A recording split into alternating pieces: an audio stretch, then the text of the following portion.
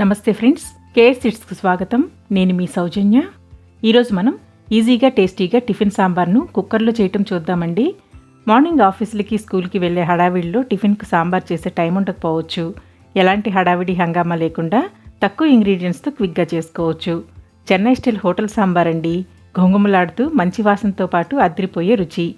పొంగల్కి perfect combination. Idli, dosa, ఉప్మాతో కూడా taste అద్దిరిపోతుంది. Beginners కూడా చాలా సులువుగా చేసుకోవచ్చు. ప్రాసెస్ స్టార్ట్ చేసేద్దామా? ముందుగా కుక్కర్లో 1/2 కప్పు కందిపప్పు తీసుకోవాలి. అలాగే 1/2 కప్పు పెసరపప్పు తీసుకోవాలి. మీరు కావాలంటే కందిపప్పుకు బదులు మొత్తం పెసరపప్పే వేసుకోవచ్చండి. 1/2 కప్పు పెసరపప్పు తీసుకోవచ్చు. పెసరపప్పు వేసుకుంటే సాంబార్ చిక్కగా వస్తుంది.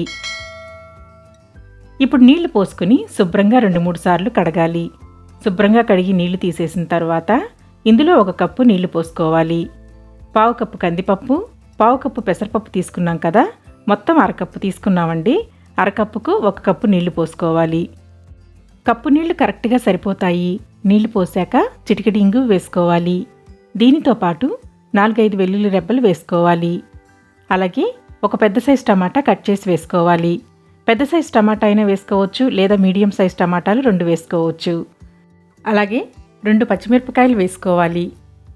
ఇప్పుడు మూత పెట్టి విజిల్ పెట్టి హై ఫ్లేమ్లో 3 విజిల్స్ వచ్చే వరకు ఉడికించాలి. 3 విజిల్స్ వచ్చాక స్టవ్ ఆఫ్ చేయాలి. ఆవిరి దానంతట అదే పోయిన తర్వాత మూత ఓపెన్ చేయాలి. ఇందులో మనం చింతపండు పులుపు వేయం కాబట్టి టమాటా బాగా పండినది పెద్ద సైజు వేసుకోవాలి, లేదా 2 మీడియం సైజ్ అయినా వేసుకోవచ్చు. ఇప్పుడు ఇందులో కూరగాయ ముక్కలు వేసుకోవాలండి. నేను ఇక్కడ 2 క్యారెట్స్ను ముక్కలుగా కట్ చేసి వేసుకున్నాను. అలాగే 4-5 బీన్స్ చిన్న ముక్కలుగా కట్ చేసి వేసుకున్నాను. ఒక మీడియం సైజు ఉల్లిపాయ, దీనితో పాటు ఒక మునక్కాయ కూడా వేసుకున్నాను. మీకు నచ్చిన కూరగాయ ముక్కలు వేసుకోవచ్చండి. వంకాయ, కాలీఫ్లవర్, బెండకాయ కూడా వేసుకోవచ్చు. దీనితో పాటు గ్లాస్ నీళ్లు పోసుకోవాలి. అలాగే 1 టీ స్పూన్ సాంబార్ పొడి వేసుకోవాలి. మూత పెట్టి 1 విజిల్ వచ్చే వరకు ఉడికించాలి. సాంబార్ పొడి వీడియో ఆల్రెడీ అప్లోడ్ చేశానండి. లింక్ డిస్క్రిప్షన్లో ఇస్తాను, కావాలంటే చెక్ చేసుకోండి. 1 విజిల్ వచ్చాక స్టవ్ ఆఫ్ చేసుకోవాలి. ఆవిరి పోయిన తర్వాత మూత తీసి కూరగాయలు ఉడికాయో లేదో చెక్ చేసుకోవాలి. కూరగాయలు కరెక్ట్గా ఉడికాయండి. ఈ స్టేజ్లో ఉప్పు వేసుకొని కలుపుకోవాలి. చెక్ చేసుకొని సరిపడా ఉప్పు వేసుకొని కలుపుకోవాలి. ఉప్పు కలిసాక తాలింపు వేసుకోవాలి. ఇది పక్కనుంచుకొని తాలింపు వేసుకుందాం. ఇప్పుడు ప్యాన్లో 1 టేబుల్ స్పూన్ నూనె వేసుకోవాలి. అలాగే 1 టేబుల్ స్పూన్ నెయ్యి వేసుకోవాలి.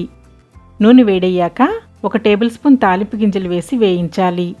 అవి గోల్డెన్ కలర్కు వచ్చాక 2 ఎండుమిరపకాయలు, కొంచెం కరివేపాకు వేసి 2 సెకండ్లు వేయించాలి.